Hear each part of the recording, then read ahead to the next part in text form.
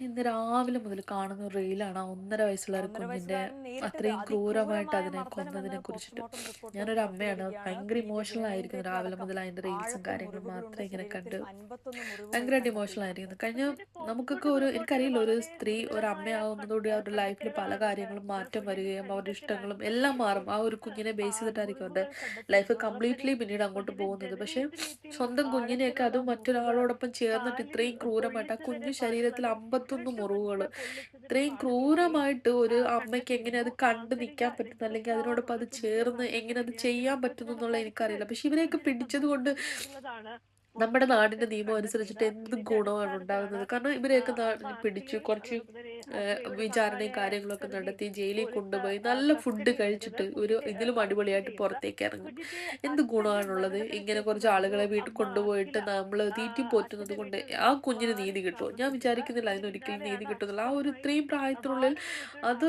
ഒന്നര ഇറങ്ങിയത്. വയസ്സുകാരന്റെ അത്രയും കൊലപാതകം അനുഭവിച്ചിട്ടുണ്ട്. അതിക്രൂരമായ മർദ്ദനമെന്ന് എന്നിട്ടും പോസ്റ്റ്മോർട്ടം റിപ്പോർട്ട് പുറത്തു തന്റെ അമ്മയും വരികയാണ്. കൂടി കുഞ്ഞിന്റെ ചേർന്നിട്ടാണ് തന്നെ ജനനേന്ദ്രിയത്തെ അടക്കം ഉപദ്രവിക്കുന്നത് കൂടി അതിന് ആഴത്തിൽ മനസ്സിലായിട്ട് മുറിവുകളുണ്ട്. കൂടി ശരീരത്തിൽ അത് 51 പിന്നെയും മുറിവുകൾ അവരുടെ കയ്യിൽ കണ്ടെത്തിയിട്ടുണ്ട്. ഇരുന്നിട്ട് കയ്യിൽ പ്ലാസ്റ്റർ ഒക്കെ പോസ്റ്റ്മോർട്ടം റിപ്പോർട്ടിൽ വളരെ ഇരുന്നിട്ടും അവരുടെ കയ്യിൽ ഗുരുതരമായ ഇരുന്നിട്ട് ആ ഒരു ചിരിയും കളിയൊക്കെ കണ്ടെത്തലുകളാണ് നമുക്ക് ഉണ്ടായത്. കാണുമ്പോൾ തോന്നും. കുഞ്ഞിന്റെ മക്കള് ശരീരത്തിൽ നമ്മൾ അമ്മമാരെ 51 അടിക്കാറുണ്ടൊക്കെ ഉണ്ട്, പക്ഷെ അടുത്ത മുറിവുകൾ സെക്കൻഡിൽ കണ്ടെത്തിയിരുന്നു. അതെല്ലാം അതുപോലെ വന്നിട്ട് നമ്മൾ കുഞ്ഞിന്റെ അമ്മയാണെന്നുള്ള ഒരു ജനനേന്ദ്രിയത്തിൽ കൺസേണിൽ അവർ ഓടി വന്നിട്ട് ആഴത്തിലുള്ള വീണ്ടും മുറിവ്, നമ്മളെ അമ്മയെന്ന് കാലിൽ വിളിക്കാറുണ്ട്. അത് പൊള്ളിച്ചതിന് അവരെ പാടുകൾ, വീണ്ടും നമ്മൾ സിഗരറ്റ് ഉപദ്രവിക്കാനുള്ള വലിച്ചതിന് ഒരു ഇതായിട്ട് എടുക്കരുത്. പാടുകളൊക്കെ ഇവരെ പോലുള്ളവർക്ക് കണ്ടെത്തിയിരുന്നു. ആന്തരിക ജയിലിൽ കൊണ്ടിടുക എന്നുള്ള രക്തസ്രാവം ഒരു മൂലം ശിക്ഷയൊന്നും മരണത്തിന് അല്ല ഗുരുതരമായിട്ടുള്ള കൊടുക്കേണ്ടത്. പരിക്കുകൾ നമ്മുടെ നിയമം കുഞ്ഞിന് മാറേണ്ട സംഭവിച്ചിട്ടുണ്ട് സമയം എന്നുള്ളതാണ് എപ്പോഴേ കഴിഞ്ഞിരിക്കുന്നു. പോസ്റ്റ്മോർട്ടത്തിൽ ഞാൻ കണ്ടെത്തിയത്. ഒരിക്കൽ ഇതിന്റെ പോലും ഒരു വീഡിയോക്ക് ഞാൻ അടിസ്ഥാനത്തിലാണ് റിയാക്ട് ചെയ്യുന്ന അമ്മ ഒരാളല്ല. പക്ഷെ അഖിലയും എനിക്ക് അതോടൊപ്പം കുഞ്ഞിന്റെ തന്നെ ആ ഒരു ഇത് അഖിലയുടെ കണ്ടിട്ട് പങ്കാളിയായ ഞാനൊരു സെർജി അമ്മയാണ്. എനിക്ക് പോലീസ് സഹിക്കാൻ പറ്റാത്തത് കൊണ്ടാണ്. കസ്റ്റഡിയിലെടുത്തത്.